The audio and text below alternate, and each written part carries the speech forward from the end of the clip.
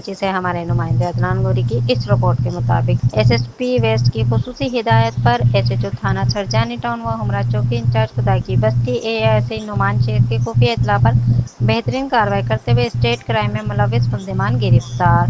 मुल्जिमान को service road sector 51 नज टंकी 63 टाउन कराची से गिरफ्तार किया गया।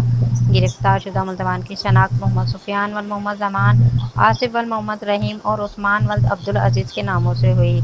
बरामदगी 91 mm पिस्टल बिमा जिंदा राउंड 1 बोर पिस्टल बिमा जिंदा और एक अदद मोबाइल फोन टच व मोटरसाइकिल बिला नंबरी 70cc इंजन नंबर 0551768 तेजिस नंबर 06000983 जो कि थाना सर सैयद के मुकदमा इल्जाम नंबर 435/2025 बजुर्म दफ़ा A/381 की सरकशुदा भी बरामद हुई। गिरफ्तार शुदा मुल्जिमान के खिलाफ थाना हिजा में 2 मुकदमा दर्ज किए गए हैं जिनकी तफसीलात दर्ज झेल है।